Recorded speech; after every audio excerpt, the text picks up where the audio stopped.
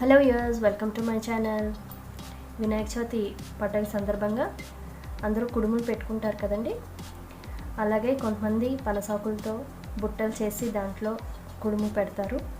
ఇవాళ నేను మీకు ఆ పనసాకులతోటి బుట్ట ఎలా కుట్టాలో చూపించబోతున్నాను.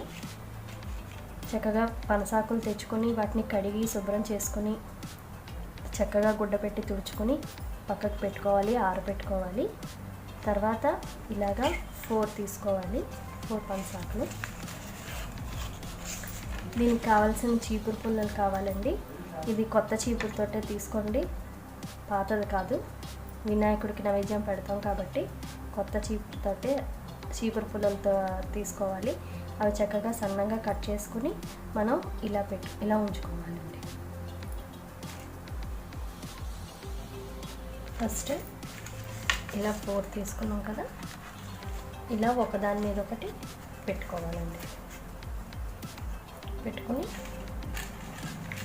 ఈ చీపురు పొల్లు ఉన్నది కదా, దీన్ని ఇలా పెట్టి ఇలా కూర్చో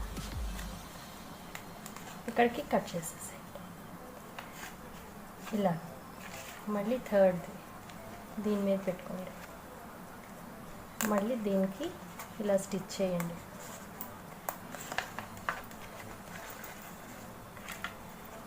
ఇలా 4th 3 సైడ్స్ అయిపోయింది కదండి. ఇప్పుడు 4th సైడ్ ఇలాగా ఒకటే సైజ్ తీసుకోండి. ఆకులు చక్కగా బాగుంటుంది, బుట్ట కూడా షేపు. మళ్ళీ దీన్ని ఇలా గుచ్చి దీన్ని కూడా కట్ చేసేసుకోండి. చూడండి, ఇప్పుడు 4 సైడ్స్ వచ్చింది కదా. ఈ సైడ్ని కూడా ఊడిపోకుండా దీన్ని కూడా ఇలా పెట్టుకోవాలి.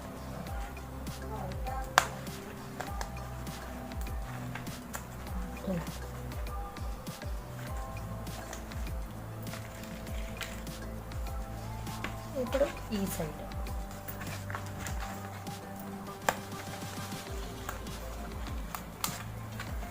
మళ్ళీ ఈ సైడ్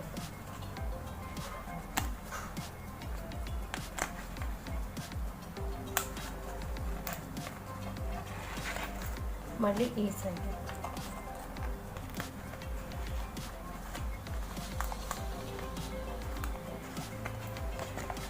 చూసారా, 4 సైడ్స్ ఫిక్స్ అయిపోయింది, ఎక్కడ జరగదు అది. ఇప్పుడు దీన్ని ఇలా ఉంది కదా, ఇలా ఫోల్డ్ చేయండి, ఇలా నించోపెట్టండి. షేప్ వచ్చింది కదా స్ట్రైట్. ఇలా షేప్ వచ్చిన దాన్ని ఇక్కడ కిందన పిన్ పెట్టండి.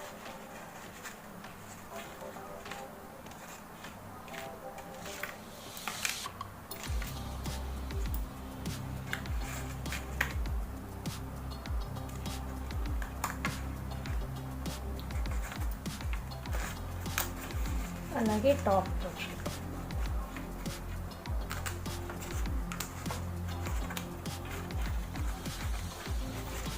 చూసారా, నించున్నది ఒక సైడ్, అలాగే ఈ సైడ్.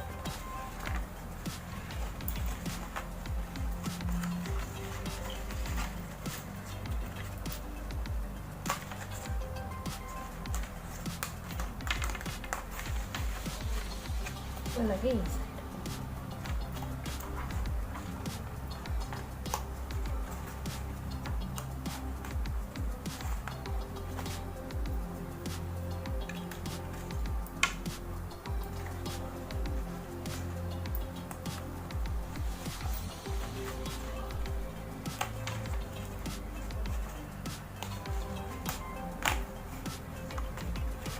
అలాగే ఈ సైడ్.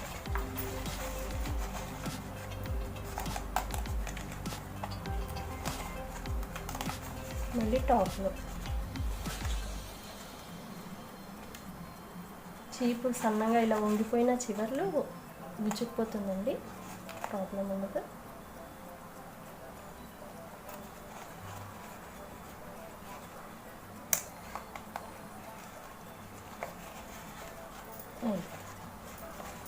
ఇప్పుడు ఈ సైడ్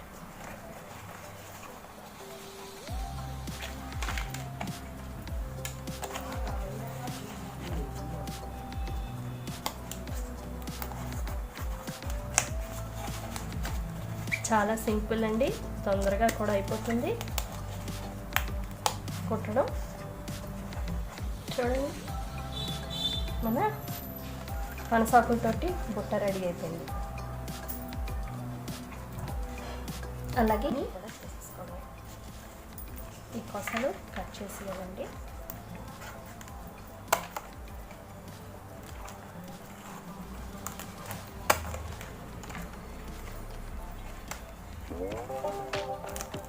ఒకదాని మీద ఒక పెట్టుకుని చక్కగా ఆకులాగా విస్తరాకులు ఉంటుంది కదా, ఇలా కట్ చేసి అలాగే చేసేసుకోవాలి.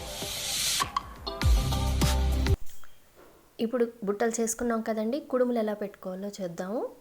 ఒక ప్యాన్ పెట్టుకుని ఒక గ్లాసు నీళ్ళు పోసుకోవాలండి. మనం ఇడ్లీకి ఎలా పెట్టుకుంటామో అలాగే, కాకపోతే కొంచెం నీళ్ళు ఉండాలి. కొంతమంది ఇడ్లీ రేకుల్లోనే పెట్టేస్తారండి, ఆ స్టాండ్లోనే, ఇడ్లీ స్టాండ్లోనే. కానీ ఇలా పనసాకులు అడుగును వేసుకుని కూడా పెట్టుకోవచ్చు. వేస్ట్ పనసాకులు ఉంటాయి కదండి, అవి అలా నీళ్ళల్లో వేస్తే అడుగును బేస్గా. ఇప్పుడు ఈ కుట్టిన బుట్టల్లోని పిండి, ఇడ్లీ పిండి వేసుకోవాలండి. నేను బియ్యం నూక వేసుకున్నాను, ఉప్పు నూక కాదండి. దీనికి బియ్యం నూకే బాగుంటుంది. ఆకులని లేకపోతే ఇలా చిలకల్లా చుట్టుకొని, ఒక ఆకు తీసుకుని చిలకల్లా చుట్టుకొని కూడా వేసుకోవచ్చండి. వీటిని పొట్టెక్కలని అంటారు కోనసీమ సైడు. ఇలా కూడా వేసుకోవచ్చు. పిండి మటుకు హాఫే వేయాలండి, ఎందుకంటే అది ఇడ్లీ ఉడికి ఉరుముతుందండి.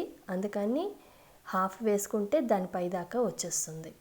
అంతేగాని ఎక్కువ నిండా వేసుకుంటే ఇంకా బయటకు వచ్చేస్తుందండి ఇడ్లీ అన్నది ఉడికి. కాబట్టి హాఫే వేసుకోండి. ఇలాగా ఆకులు ఎక్కువ లేకపోతే చక్కగా బాగున్నాయి కదండి, చిలకల్లాగా ఒకే ఆకు చిలక పాన్ షేప్లో చుట్టుకొని పెట్టుకోవచ్చు. ఇలాగా ఆ మూకుట్లోని ఈ బుట్టలు అలాగా పెట్టేసుకోవడమేనండి. ఒక 15 minutes మనం మూత పెట్టుకుని ఉంచుకోవాలి. తర్వాత మనం ఉడికిందా లేదా కూడా చూసుకోవచ్చు. ఇవి నేను గ్లాసుల్లో పెట్టానండి, మీ ఇష్టం ఎలా పెట్టుకోవాలనుకున్నా అలా పెట్టుకోవచ్చు. లేదా ఇడ్లీ స్టాండ్లో అయినా ఆ 4 అలా పేర్చుకుని కిందన అలా పెట్టుకోవచ్చు. దీనికి మూత పెట్టేసి ఒక 15 minutes ఉడకనివ్వాలండి. ఒకసారి చూసుకోండి మధ్యలోని వాటర్ ఉందో లేదో అన్నది. చూసారా, ఉడికిపోయింది. 15 minutes అయ్యాక టెస్ట్ చేసుకుందికి ఒక స్పూన్ దాని లోపల గుచ్చండి. మనం ఇడ్లీ చెక్ చేసుకుంటాం కదా, అలాగే సేమ్. ఎందుకంటే అడుగున పిండి పైన ఉడికిపోయినట్టు ఉంటుంది కానీ లోపల పిండి ఉండిపోతుంది. కాబట్టి ఒకసారి చెక్ చేసుకోండి. ఎంత చక్కగా ఉడికిపోయా చూడండి, షేప్ ఎంత బాగుందో బుట్టలు. అలాగే పొట్టెక్కలు అంటారండి దీని కోనసీమ వైపు. అవి కూడా చూడండి ఎంత బాగున్నాయో.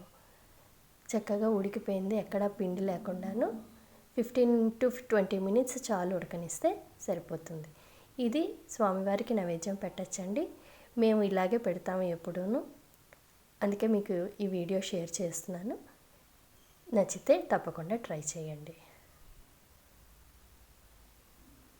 దీంట్లో చట్నీ, కొబ్బరి చట్నీ అయినా టమాటా చట్నీ అయినా ఏ చట్నీ అయినా బాగుంటుందండి. Thank you.